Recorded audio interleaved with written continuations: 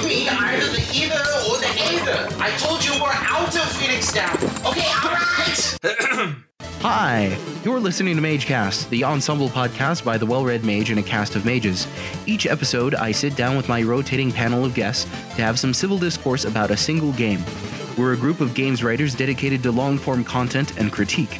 You can find us on WordPress at thewellreadmage.com, on Twitter at thewellreadmage, and on YouTube. Crowdfunding support makes projects like MageCast possible. If you enjoy our work, written or otherwise, you can check out our Patreon campaign at patreon.com/thewellreadmage for more information on exclusives, rewards, and our vision for a future of better games writing and a friendlier gaming community. Links are in the description. Don't forget to like, follow, subscribe, and share MageCast with your fellow adventurers. Leave us a review, too. Oh, and now let's start the show.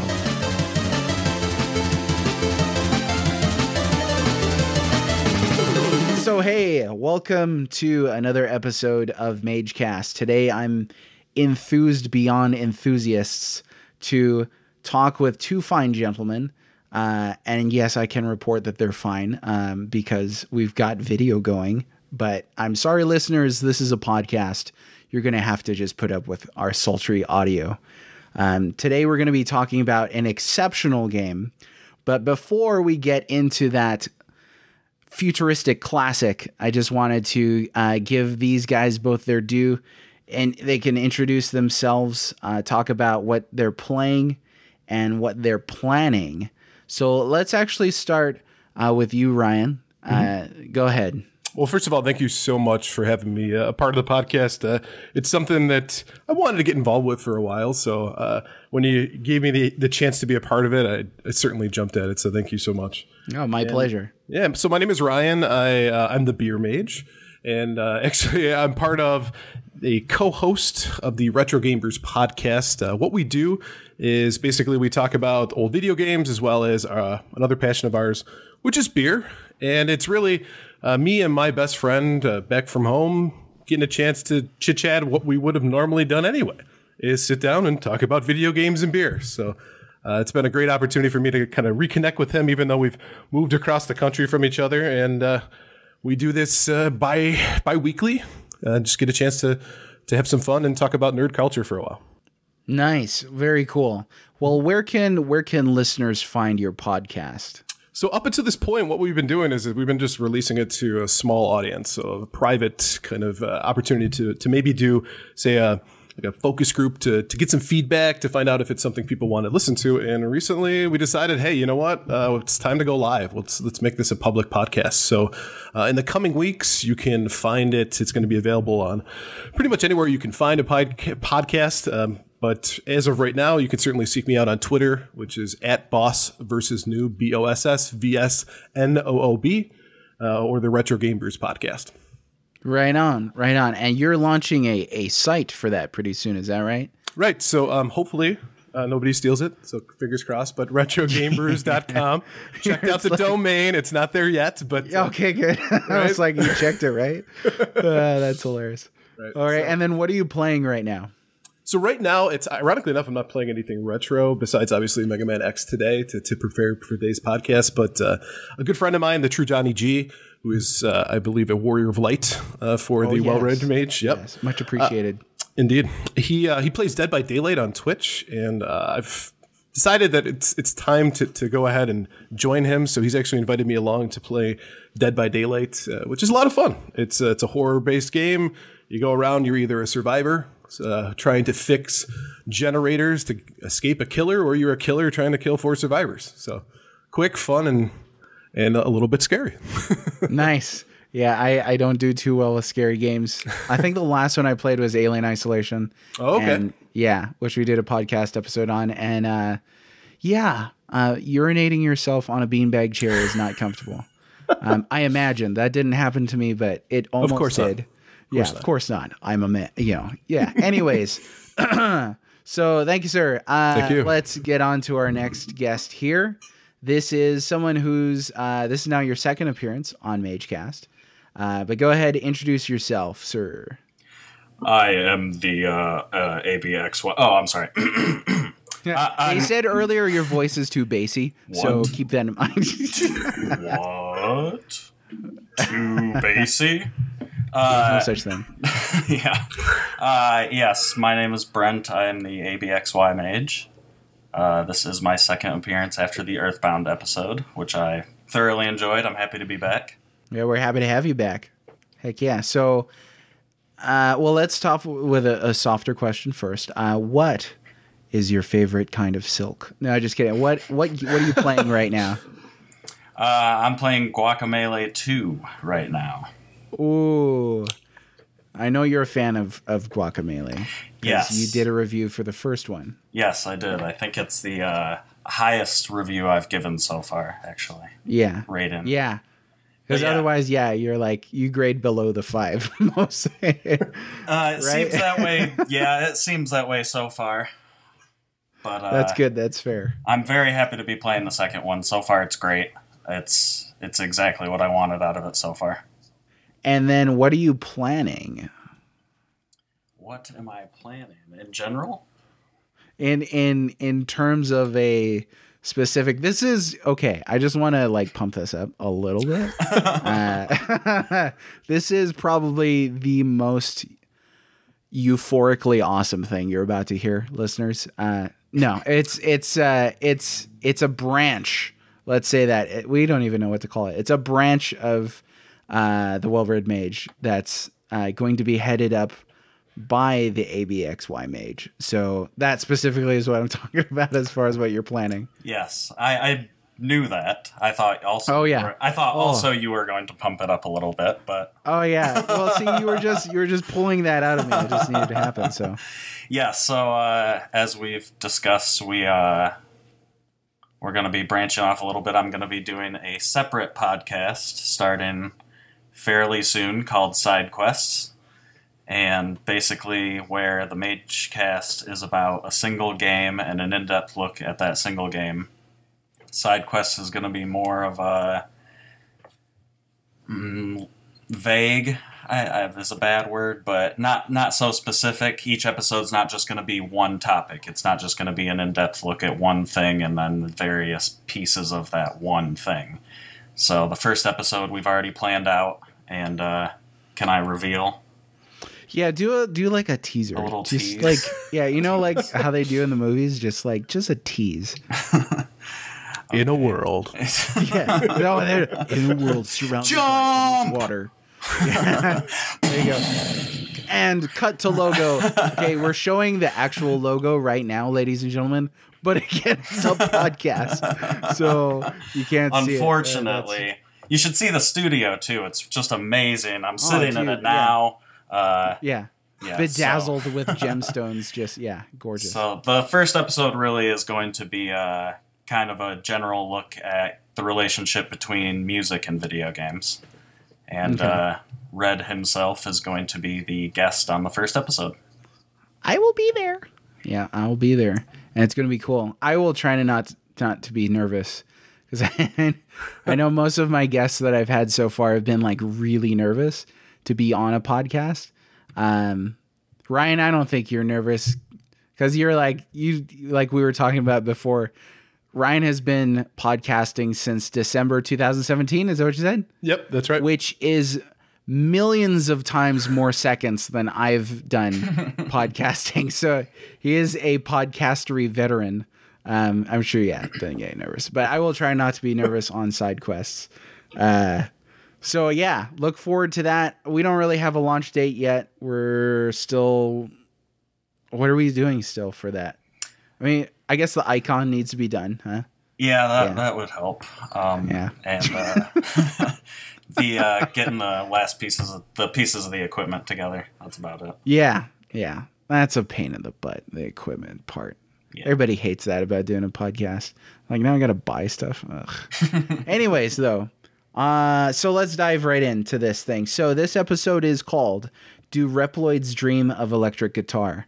I did not come up with that title. I have to give a shout out to the Hyperactive Coffee Mage. I believe it was who said, do Reploids dream of, did he say electric guitar or spark mandrel? He said electric guitar first and then also later said spark mandrel. Okay. So I think he came up with both ideas. Yeah. And that is, Great title. Thank you very much, sir. We're going to be talking about Mega Man X. Mega Man X is such a great game. Both of you guys had a chance to replay a little bit of it. I didn't because I've been fairly busy. So this is all from memory, but that's okay because I think they've played this game hundreds of times through. When I moved from Hawaii to California, I packed my Super Nintendo in my backpack. And this was one of like the 3 or 4 games that I brought along. So as soon as I had TV, I was like, oh, I'm going to play some Mega Man X in like 2002. So love this game. But I wanted to start off by talking about just your guys' sort of general impressions. I just gushed a little bit. I'm sorry. But your guys' general impressions and memories maybe of Mega Man X. This spin-off, this reboot. Is it? I always thought of it as a reboot. What about you guys? I guess technically it's a sequel, right? I guess that's so, yeah. Yeah, I think technically. Yeah. Okay. Well, there you go. I didn't even think of that. Learn something new every day. Yeah. So, but yeah, go ahead, Ryan. What are some of your impressions about Mega Man X? So first of all, I think that obviously the Japanese title nails it with this one, which I think is in, of course, every Mega Man game out there. But Rockman is really the description for this entire game. This game absolutely rocks. I love the soundtrack for this. The music on it is spectacular. I even right now, I'm not even kidding, I have 3 of the tracks on my phone that I listen to while I work out. Okay, and, can I guess them? Oh, go for it. Okay, Spark Mandrill. Yes. Storm Eagle. Yes. Ooh, 2 for 2. All right. Shoot. The last one is either the highway theme from the intro stage or Sigma Stage 1. Sigma Stage 1. I thought I had you. Well done. Yeah, give him a round of applause, everybody. Thank you. That was spectacular. Let's end the podcast right now because that. Yeah. Right. Done. And on a high note. Yeah. And also for me, when I was a kid with this game, I liked it because it was one of those games. Because admittedly, back in the day, I was a Nintendo fanboy. I am a veteran of the console wars, and this one was one of those games where people would say, "Well, Sega, they've got so many things like Altered Beast and the Mortal Kombat's better on Sega," and I'd be like, "Mega Man X." Drop the mic. Yeah.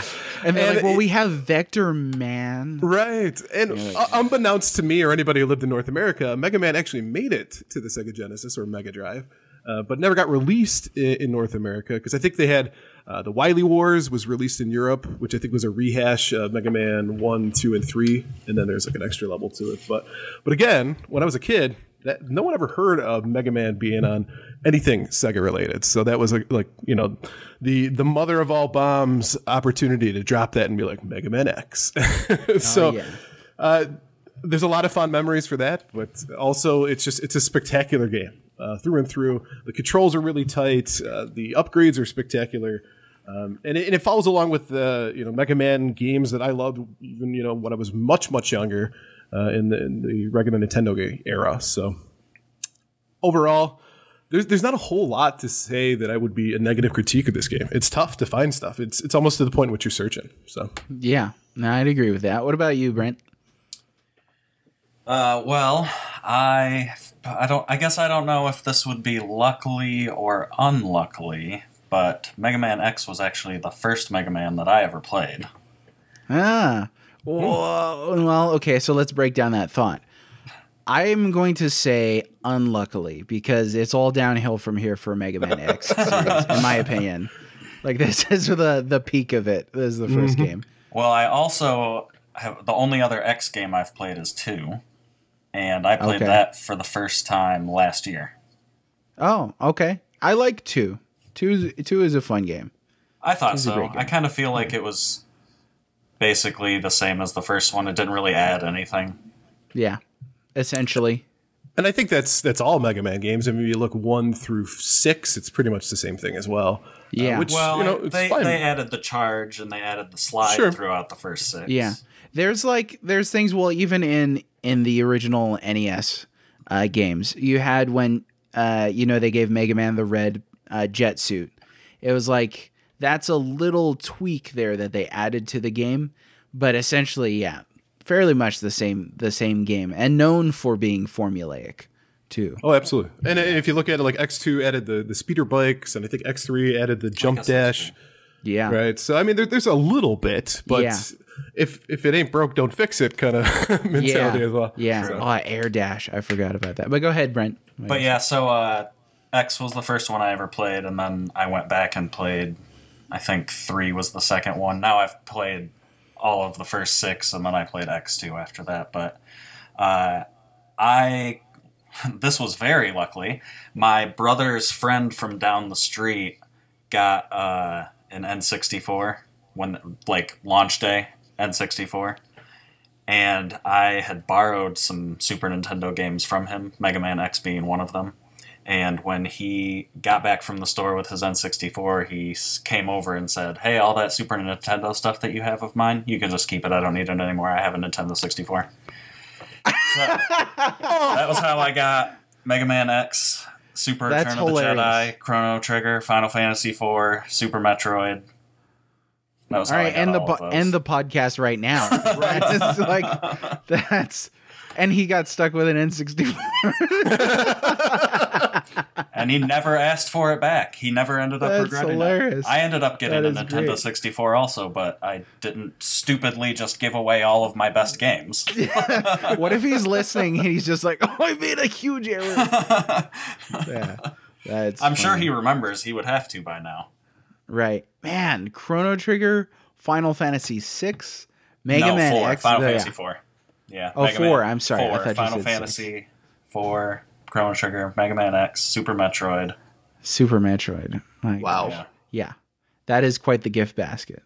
Well, I remember, I one of the first games I remember picking out from a Toys R Us was on my birthday, and it was Mega Man 4. So I played the NES games first and loved them, adored them. And then I remember visiting a friend's house, and he was playing Mega Man X. And I recognized the character. He's all blues, shoot straight forward, you know, all that. But man, did it look awesome. I mean, blew my mind when I was a kid that this game could be this fast, this awesome with the music. The level of polish in Final Fantasy. I'm always talking Final Fantasy. the level of polish on Mega Man X is insane. It's really high. So we kind of just bridge now into talking about differences between Mega Man X and the classic series, how they were different, how they remain different, really. Because as we all know, you know, they just released the 11th title in the classic series recently, which I heartily recommend.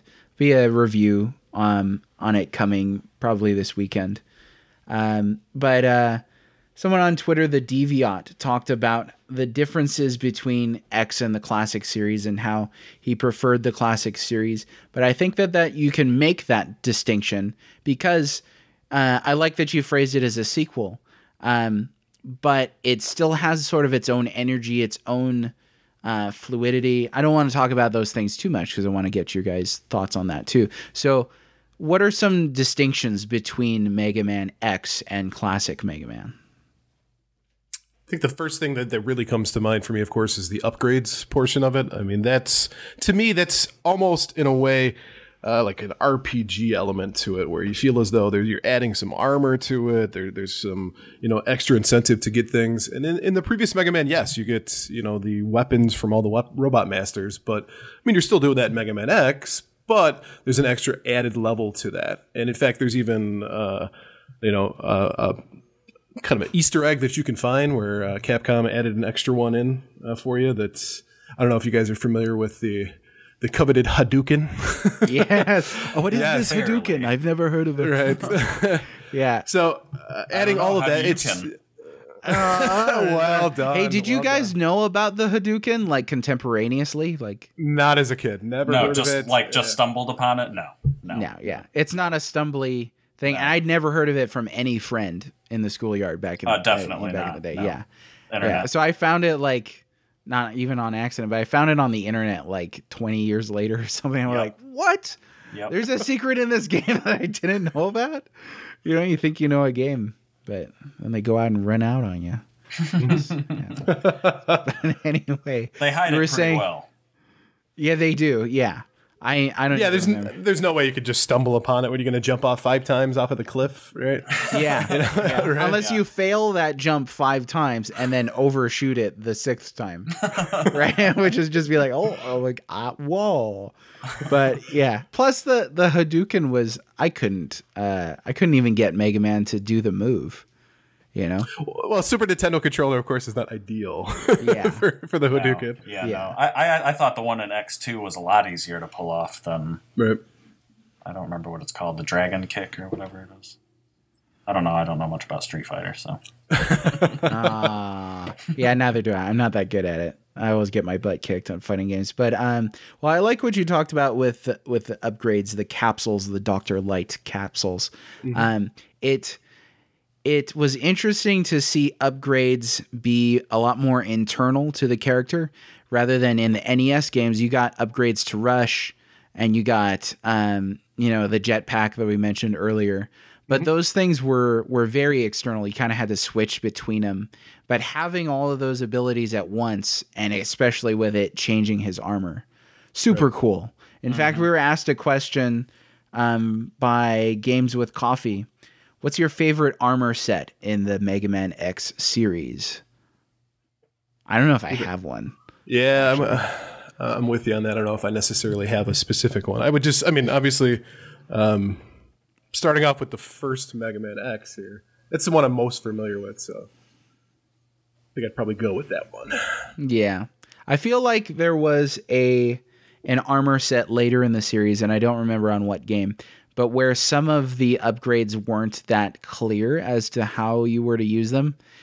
So I like that the Mega Man X armor set, it had like clear and obvious uses, like dashing, more defense, right, was the torso part. Yeah. And then the upgrade to the charge, and then your head was just like, what do you use your head for? Destroying blocks, obviously.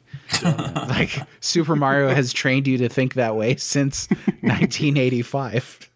So I also like that the charge shot, when you upgrade it, it also upgrades the Robot Masters or the Maverick weapons as well.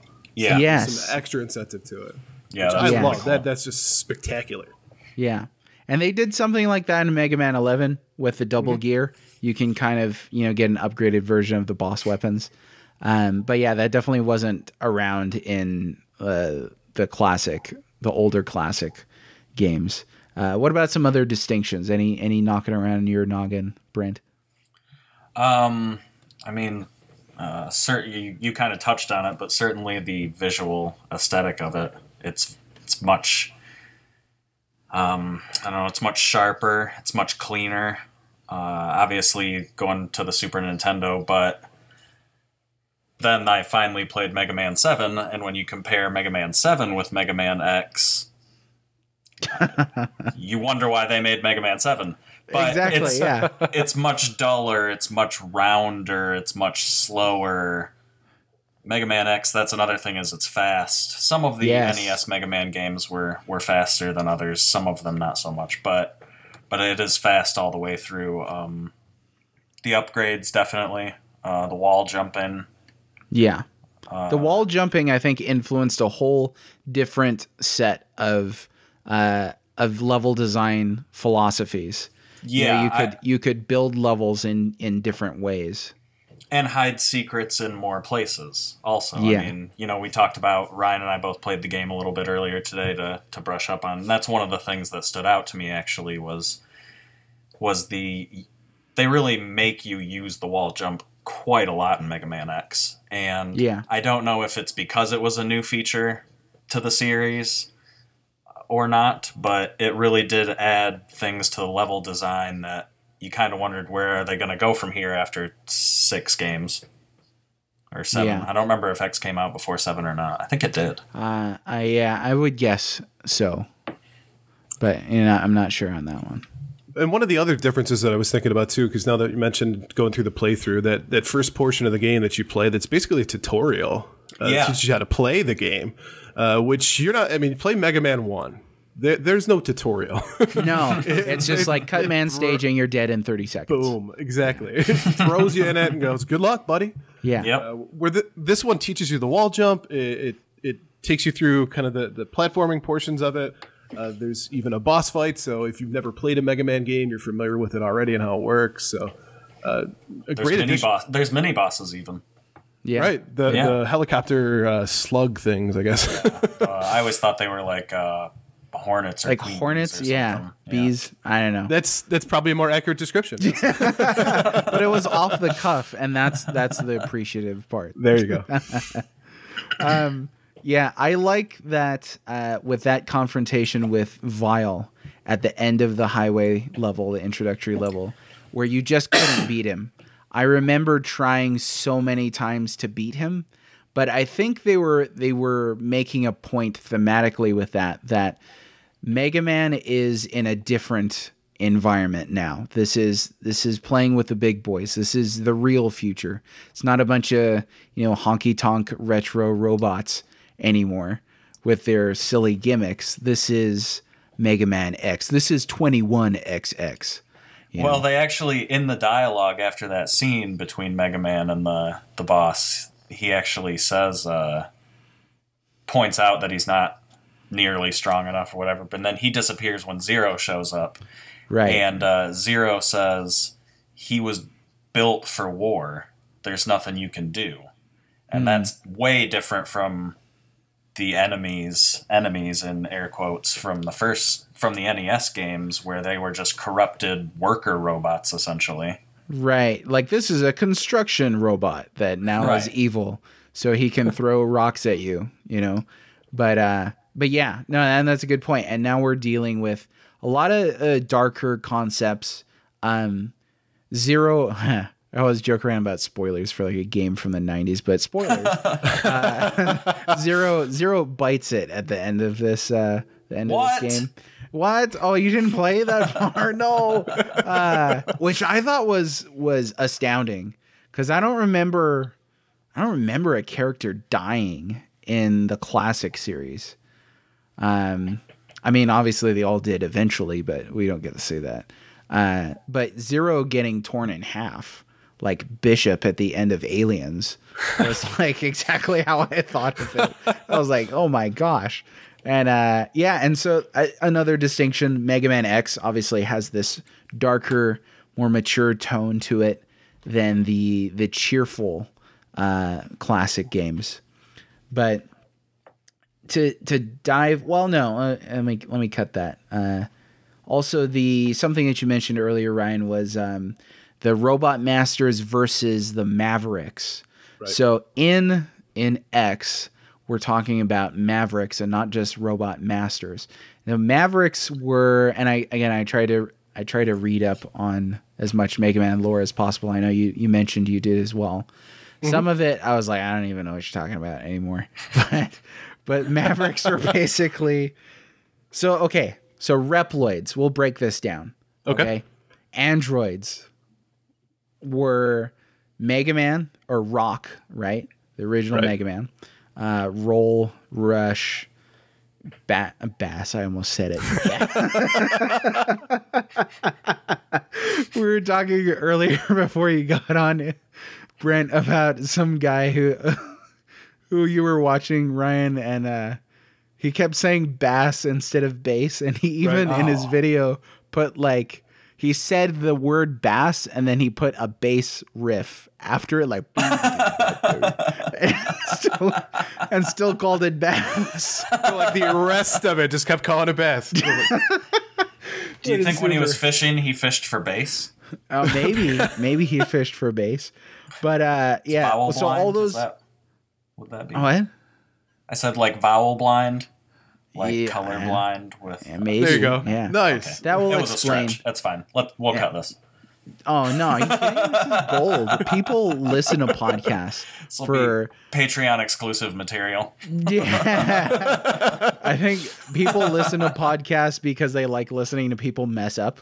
So, yeah, it's beautiful. Anyways, plus there's less work for me to cut stuff out. So, you know, Imagine adding beer into the mix for our podcast. Right? Yeah, RGB's got it rough. I bet. Just like it took me 2 years to edit one episode. So, anyways, those guys, the robots from the classic series were androids. Now in X, we've got Reploids, which were replicated based off of the designs of Mega Man X, who is the last android. Is that correct? Sounds better. Yeah, and he was given the opportunity to have free will. So he's allowed to have emotions. He's allowed to think on his own. Yeah. So all the Reploids were based off of his design. Okay. And so those Reploids then, when they go rogue or when they turn evil, get corrupted from programming or viruses, then they become Mavericks. And so Correct. X becomes this Maverick hunter. It's like a bounty hunter for Mavericks specifically. So they kind of worked out a little more lore than in the classic series, where it's just like Wily made these construction robots evil. Well, now you have like, you know, rogue robots, Mavericks, who ditched the man suffix, and now they're like animals, which I always thought was really cool. Do you guys have a favorite Maverick boss in this game? Favorite? Let's see. I would say... Man, I don't know. I have to look at a picture of them. I don't know. In terms of, I guess, visuals, I really like Launch Octopus, and I like... Probably in terms of visual, my favorite is probably Spark Mandrill. I really like his design. He seems almost older than he should be in terms of his parts. Like the Christmas lights on his body. Like his clunky, big, round shoulders and the hoses sticking out. And Yeah. But he's really cool, and I like him. Even though I don't like his stage all that much. But his stage has such good music. What about you, Ryan? Well, definitely. Well, yeah. Well, it's a tie for me between Storm Eagle and Sigma himself. So Sigma being, of course, our end boss. Now, I like Storm Eagle for two reasons. Obviously, I like the music. Oh, yeah. Right?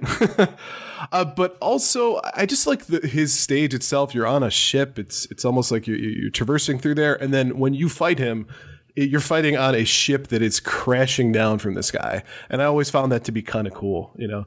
And I always thought to myself, is there like a time limit on this? You know? Yeah. Clearly, I'm going to hit the Earth eventually with this. But you know, he's not the hardest boss. In fact, he's pretty easy as long as you have, obviously, the dash boots. But outside of that, it's just, I don't know, visually, he's kind of foreboding as well. When you first see him, you go, oh my goodness, this guy can fly. So a lot of extra added elements to it. And the other one is Sigma, which there's, and spoiler alert again for this one if you're not familiar, right? There are 3 elements to his final boss battle. So the first one is he goes, hey, you know what? I don't feel like fighting you. Fight my dog, right? And so you destroy his dog. Yeah, and you're like, what kind of a monster sends out their dog? And his first reaction isn't, oh my goodness, my dog died. It's good job. You know, clearly, you've done a great job. And so then you fight him. He's got this beam sword. He jumps back and forth. It's a pretty easy pattern. And then all of a sudden, you destroy him, and his head like floats up into the air into like this huge contraption, which takes up the whole screen. And this is one of the toughest boss battles besides, I think, probably the Yellow Devil. From the first Mega Man. Screw that guy. I hate that. Right? Yeah, Yellow Devil. Awful. Right. And you're literally waiting for 2 hands to come down because it's the wolf version of him. 2 of these claws to come down, and so you can jump on them and then attack his head. Up until that point, you can't attack his head, so you're quite literally waiting through all of his attacks just to have him go, here you go, jump on my hand. Yeah, that is a rough boss fight. Right, it's intense. So just for the factor of, you know, difficulty, I think that he's and of course the music involved with that one too. So it's all good. Now, if I remember correctly, he was only vulnerable to Armored Armadillo's weapon. Is that right? Yeah. Yes. I think so. If you remember right. Yep. Yeah. So if you died, it's like you had to farm those worms in the chasm, right? Going up to his boss Takes room. forever. Yeah. I was just like, screw you, Capcom, for making that a thing. I really I liked Launch Octopus for his like taunt that he does, or like the "you're going down" thing, but he does it like silently. I like that. I liked Storm Eagle for the wings were definitely imposing, like you said. Yeah. But my favorite for his ridiculous name was Boomer Kawanger. I remember, and this was back in the 94 that I played this game. So I'm like 9 or 10 years old at this point, and I was scouring libraries to try and figure out what the heck a Kawanger is, and asking adults and stuff like that. They're like, I don't know, but it's a localization of like a Japanese word for a stag beetle, right, or something like that, a rhinoceros beetle. I like his name, plus his music is amazing. Great stuff. So did Boomer Quanger get you into like getting involved with the library? So eventually you would become the well-read mage? Well, see, and this is a common misconception that must be put out. I am not well-read, R-E-A-D. I've never said that. I've never made that point. Somebody was like, so who was it? Oh, it was the Purple Prose Mage. Shout out to our dear friend, the Purple Prose Mage, who said a quote from a book, and I was like, I don't know what you're talking about. And he's just like, I thought you were the well-read mage. I was like, yeah, red, like the color. That's it. So let it be known, I've never read a book. I don't even know what. Yeah, no. Yeah. But yeah. So Boomer Quanger. You guys have a favorite stage? I know we kind of just touched on that a little bit. I like Storm Eagles. Climbing up the conveyor belt at the beginning, if you time it right and get on there right away, when the music picks up, that da, da, da, da, da, and it like carries you into the blue, like as like chills the first time that happened to me. I was like, what? Yeah, amazing. So, but yeah, any favorite stage specifically? If not, we'll jump to the next thing. I also like the Storm Eagle stage, but I really like the Armored Armadillo stage too, riding on the mine platform, whatever it is thing. I always liked that a lot. So probably that for me. And I always had friends of mine who bragged during recess that they could destroy that huge machine with the spiky spinny wheel on the front of it without using the any other Maverick weapons. You could just do it with the Mega Buster. And sure, absolutely, you can do it. And they're liars. So. Yeah. but that's what you do as kids. You lie to each other. Like if you look down and they have like a robot hand, and you're like, well, that's how. You're just like super fast. Okay, so music we touched on a little bit. Now, all of the music in this game, I can't think of a single song on this game that sucks. Maybe the Game Over, not Game Over, the password screen song is not like anybody's particular favorite. It's just kind of like hokey. Sure it is. Yeah, but you need that in there. I mean, are you guys working out at the gym to the password select song? Every day. Yeah. You don't want to know what I'm doing to the password select. Okay. Well, okay. Yeah, let's say, hey, generally family friendly. Now I have all sorts of images. So I will post this to you just for that, Brent. Just for that. Okay. Give me your favorite Mega Man X track, one, and also you have to sing it. So don't just say the name of it. Oh, man. Yeah, and do it poorly because it's funnier when it's poor. I can't believe I have to sing it, too. Yeah, just a snippet. This is just the whole... I'm lying. The hard part is picking a favorite one. Yeah, right? Yeah. You're like, my vocals are exquisite, but picking, favorite track. Well, I'll go. Okay. I've got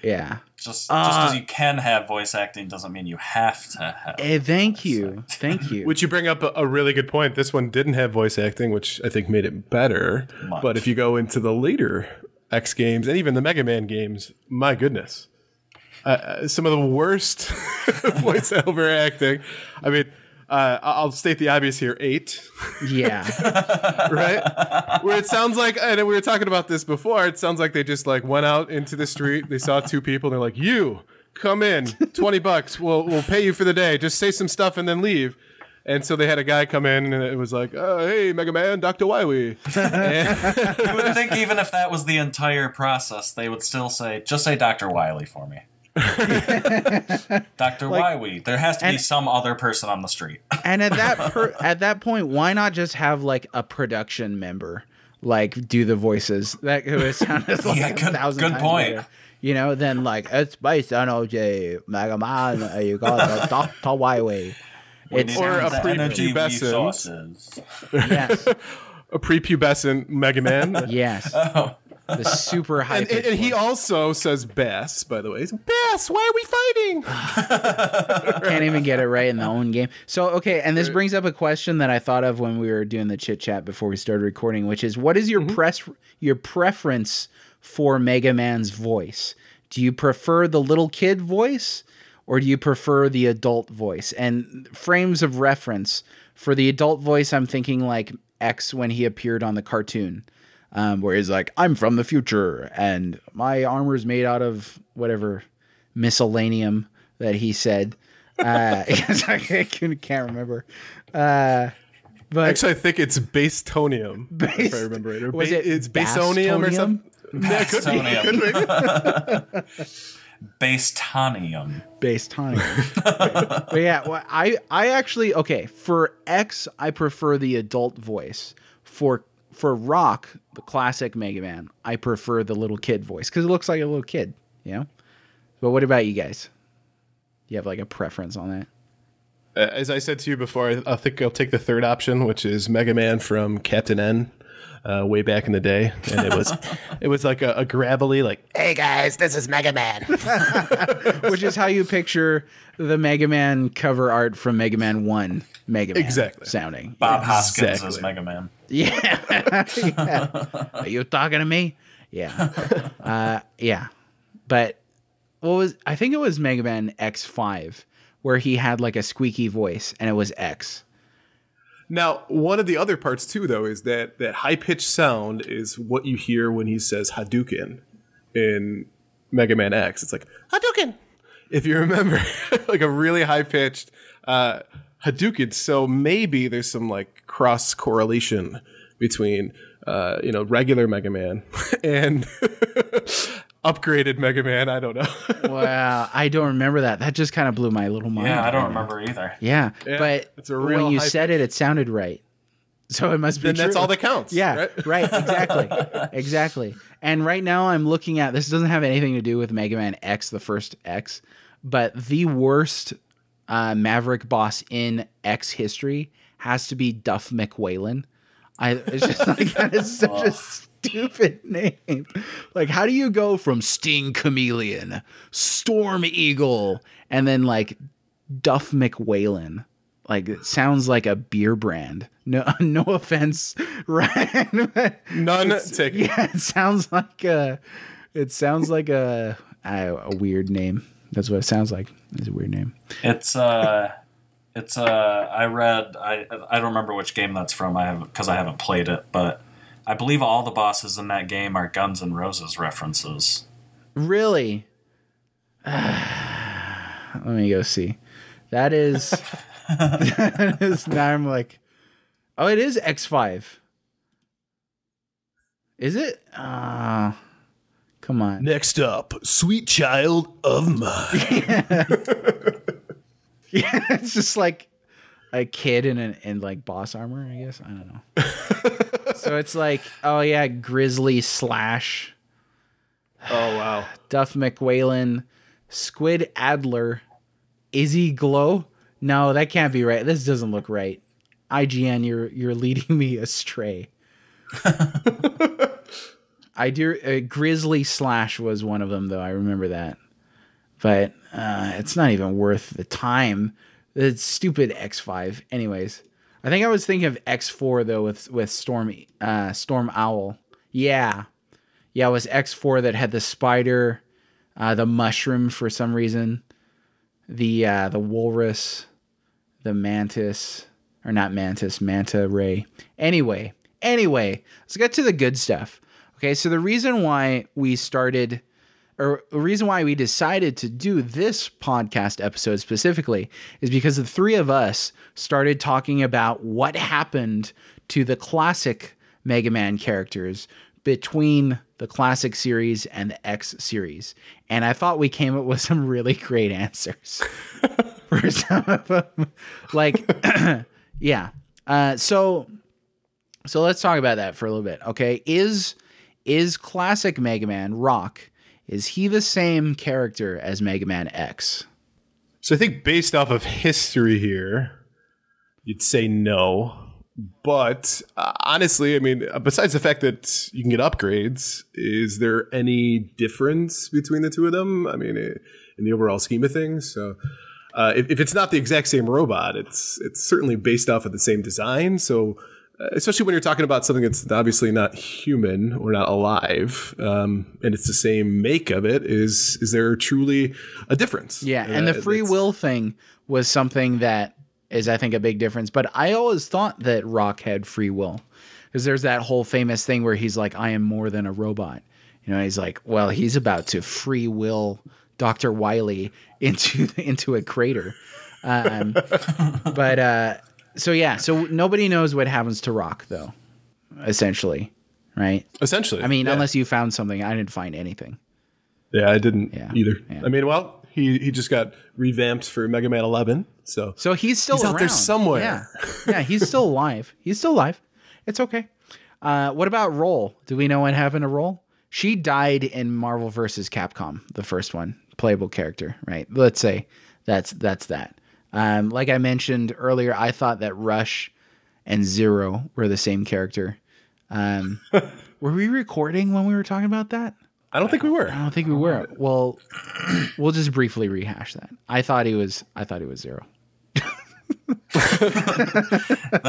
That's when I said I thought maybe Roll was Zero.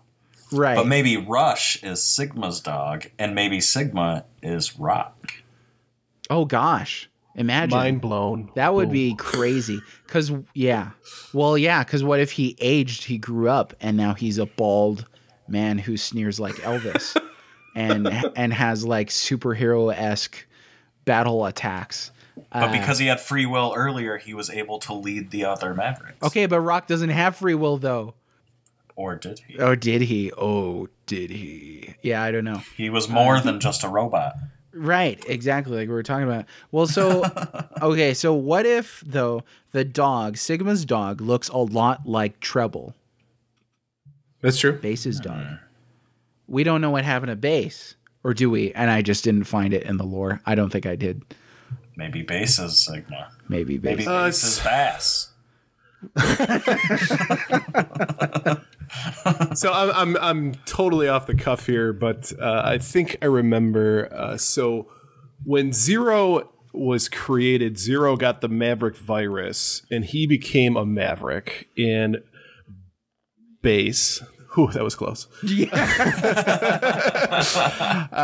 He was upset because he thought he was the greatest robot that Wily ever made. And then all of a sudden Zero comes along, and I think the two of them fight it out quite a bit. Yes. And then I think Bass, I'm so close to saying Bass. Bass gets destroyed or put asleep or something like that. And then all of a sudden Sigma comes along, and Sigma actually takes out Zero because Zero's a bad guy. And then Sigma gets infected with the Maverick virus. And eventually he becomes the bad guy. Zero loses the Sigma virus, and he becomes a good guy. And I've gone cross-eyed. Yeah. Well, it's hard because then you've got like there's the Maverick virus and then there's the Sigma virus, right? Right. There's like the virus that Zero started with. What I read was Zero was created by Dr. Wily to be evil, to destroy Rock. But the Maverick virus, when it morphed into the Sigma virus, affected Zero's programming, so he went from evil to good. So that explains that potentially, I guess. So interestingly enough, I watched a video and I saw a comment on the bottom of it, which I thought was kind of relevant to this conversation. But it says, funny how two of the series' main characters are the reason why the world got plunged into chaos and destruction. One, if X were never discovered or made, Kane would have never used his specs to create Reploids, that is, we know, and would be infected by the Maverick virus eventually. Two, if Zero was never discovered or made, Sigma would have never gotten infected, and there wouldn't have been key figures to the head of the Maverick Wars and spreading the Maverick virus. Basically, X and Zero doomed the world the moment they stepped out into it. Right, by means of their existing. Now, and I think that's interesting, and it's something that impressed me when I played Mega Man 11, was how central Light and Wily are to the Mega Man and Mega Man X series. Even though they don't really appear as they were in Mega Man X, their presence is everywhere. Wily's is much more difficult to pin down, obviously, but Light is there in the form of, you know, these holograms that appear to X and give him his upgrades. But, well, speaking of Wily,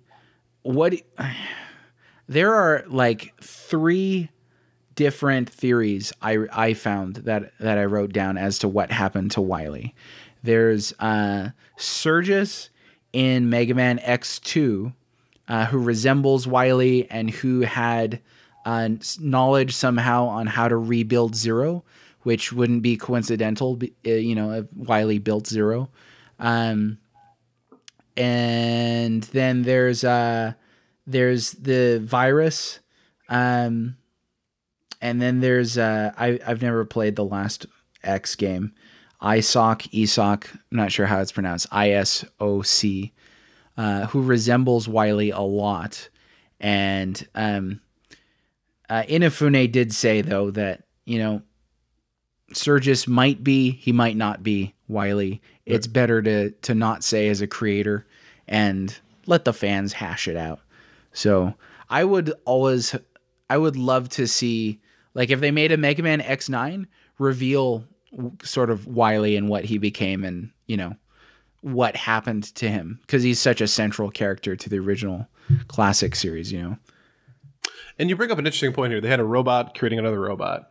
So at the point in which Mega Man X exists, 21XX, right? Which is a very specific time. Yeah. Are there any humans around anymore, or is it all just robots? Robots and Reploids? Yeah, that's a good question. I don't think. I don't know. In Mega Man, in the first X, humans are still around. Okay. They mention them, huh?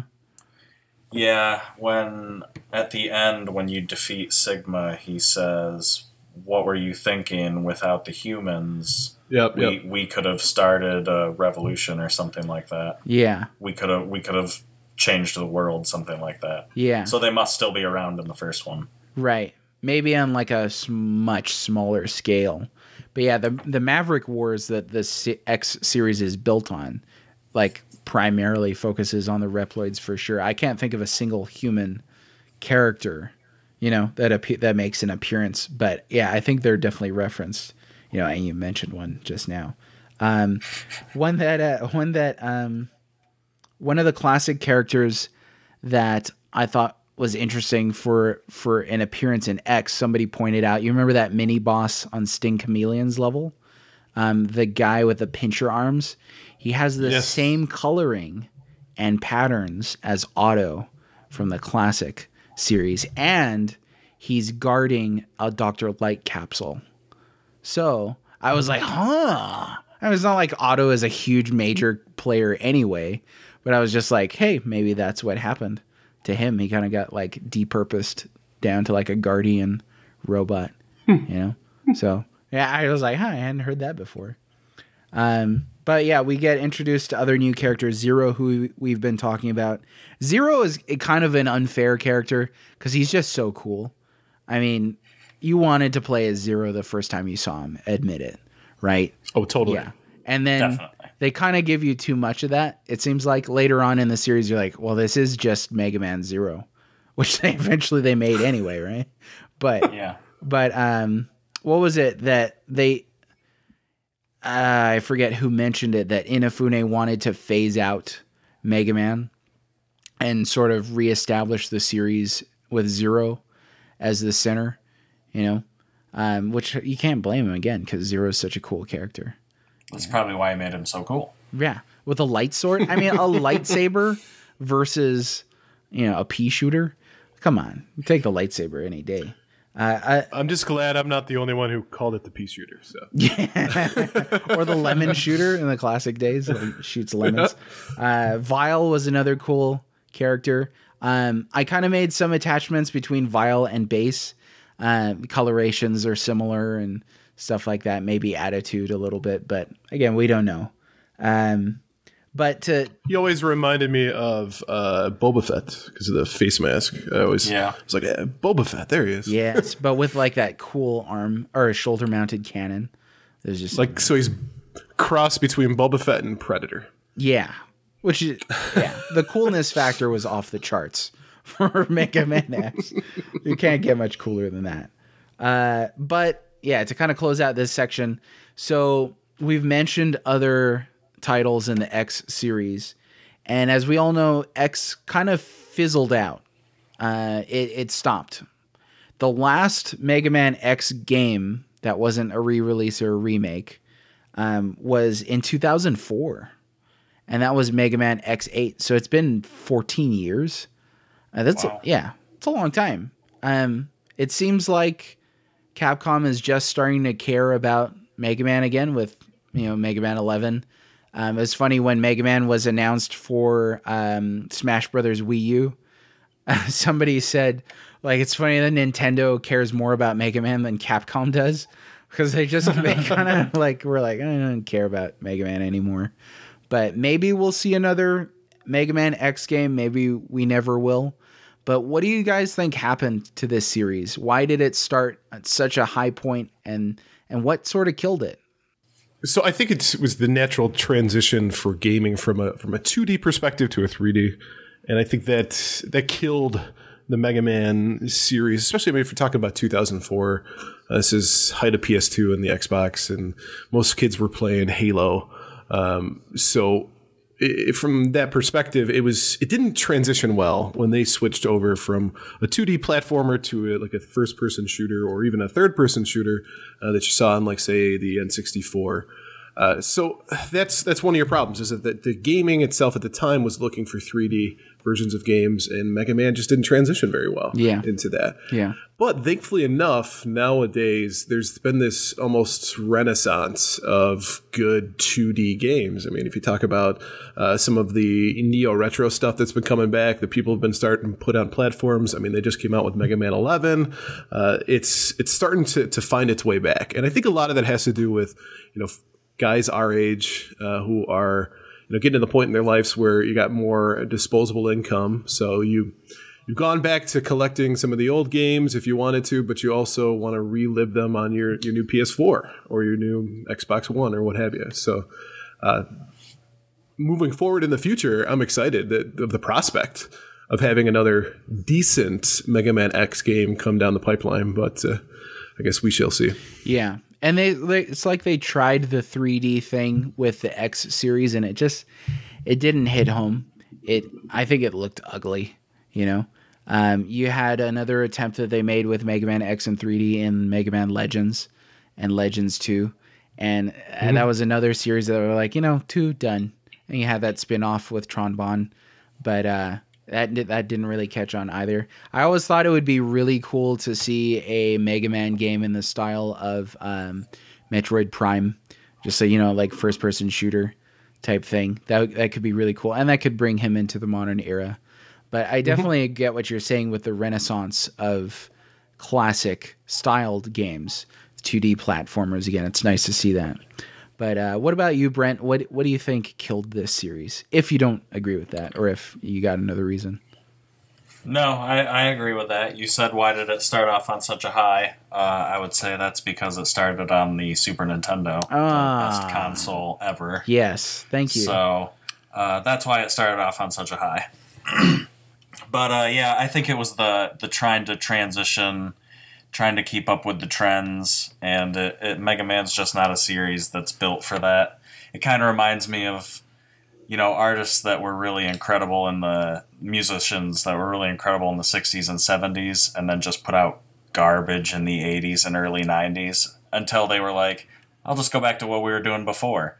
And then it was awards and #1 records. Yeah, don't worry about the new trends. That's not what people care about. Right. Mega Man's starting to realize that, and that's I think why it's coming back. Yeah. You mentioned you'd like to see a Metroid Prime Mega Man game. I would like to see and I've mentioned this before, a Super Metroid style Mega Man game. One giant map.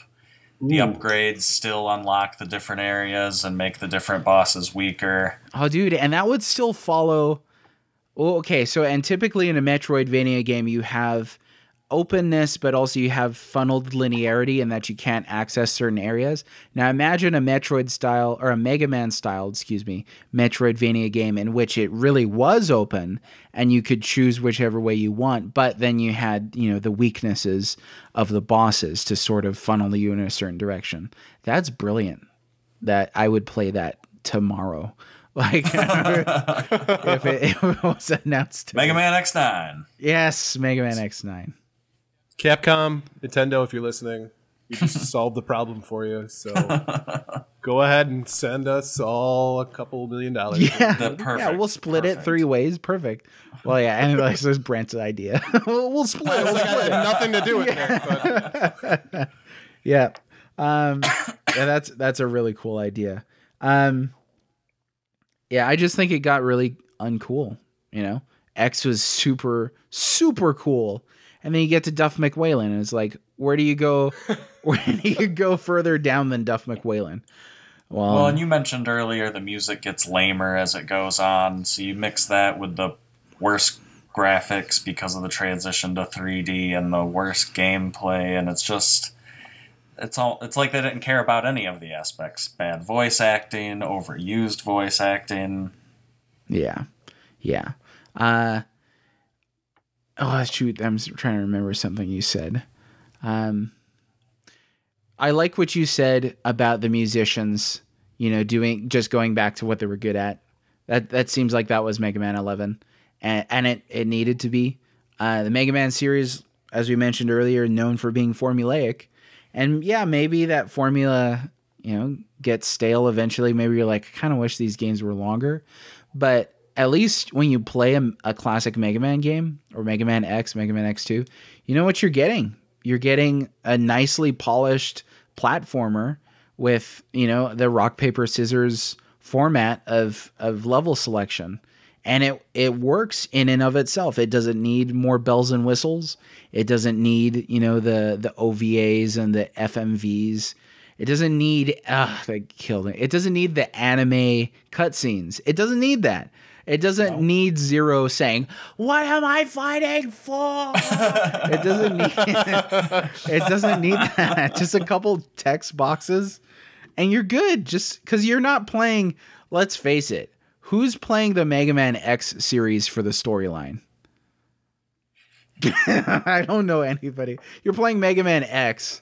You're playing Mega Man X for the gameplay. Because the game. What am I playing for? Yeah. So, and you just did that 1,000 times better than the voice actor who played Zero.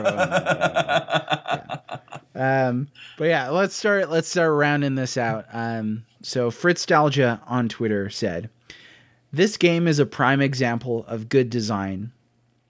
The exercise of name 3 games influenced by Mega Man X always yields interesting results."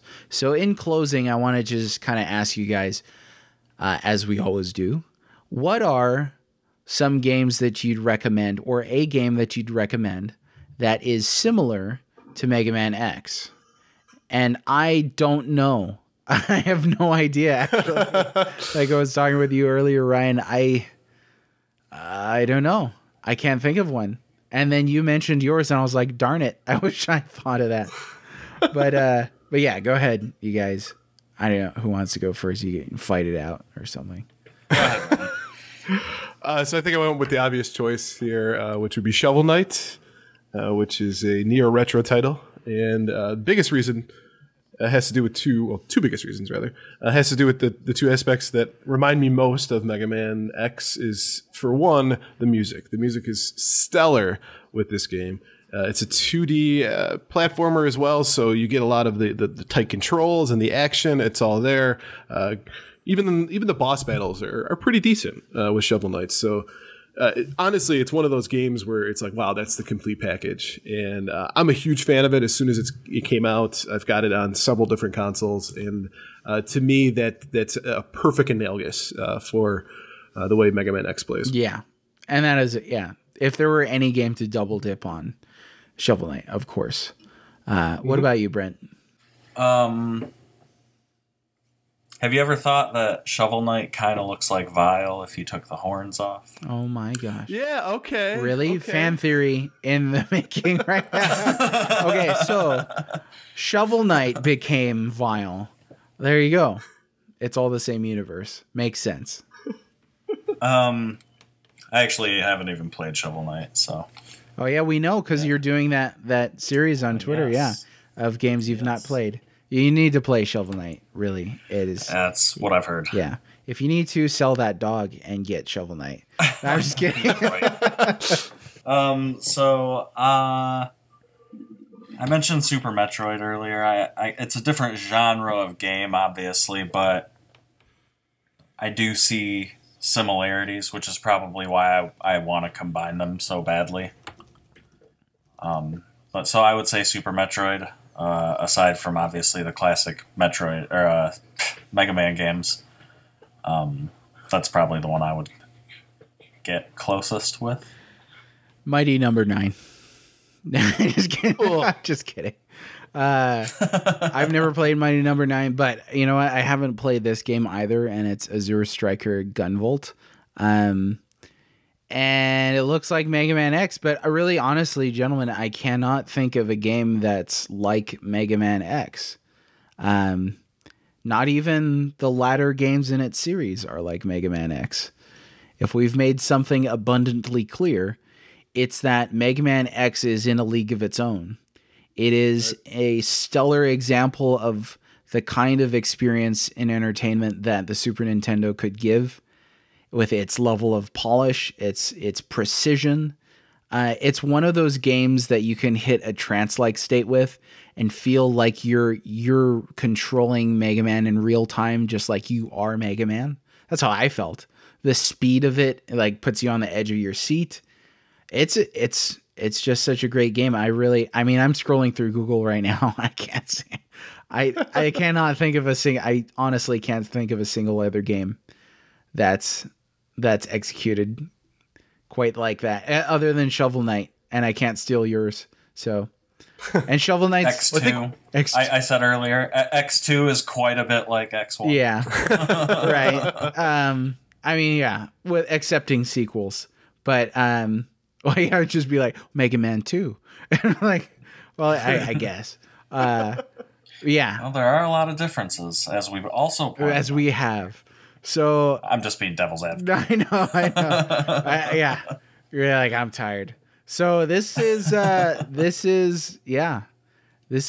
podcast episode, which is as it should be, because this is a well-read mage. We do long stuff. We do long form, great, you know. So, gentlemen, I don't know if you had anything else to add to this Mega Man X episode. We're all fans, right? Yeah, it's great. Play it. Yeah. If you haven't played, okay. So here's a good soapbox moment. If you haven't played Mega Man X, you gotta play Mega Man X. I don't know how else to say it. You just should. You really should. And it's everywhere too. I mean, it was on the Super Nintendo Classic Edition, right? You gotta play this game. They re-released it in the Legacy collections. You gotta play this game.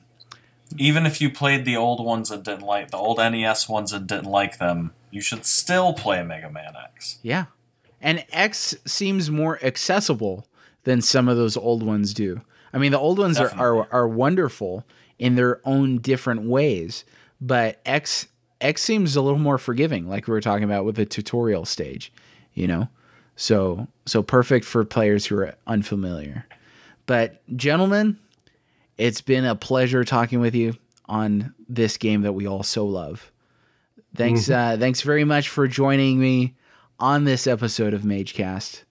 And just do a final shout out on where our listeners can find you guys.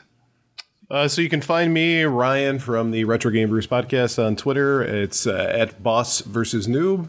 And before I end up here, I just want to say thank you so much for inviting me. This was awesome. So appreciate I had a lot of fun. Thank you very much. And thanks for singing. Thanks for singing your tracks. That was one of the highlights of my week right there. Perfect. I can't wait for that to live on the internet. Would it become a meme? Oh, it would be so good. Crikeys. But and Brent, where can we find you? On Twitter at ABXY_reviews, at the Well-Read Mage, of course. I'm the ABXY Mage. Soon you can find me on MageCast Side Quests. Yes. The new podcast. So pumped for that right now. I'm going to run around the house. So excited. But yeah, thank you guys. It was great chatting with you. And that is that. Goodbye. I hope you enjoyed that episode of MageCast as much as I did. If so, please follow, subscribe, share, and leave us a review to help us reach a wider audience. If you enjoy our work, please consider supporting us and our vision for the future of gaming conversations through patreon.com/The Well-Read Mage. Special thanks to my Mage League colleague, Brent Mead, for sound editing. The MageCast theme song, Post Atmosphere, was composed by fellow mage Russell Gordon and can be found on his YouTube and SoundCloud. This episode may be over, but the legend will live on, passed down by the dwarves, the elves, and the dragons.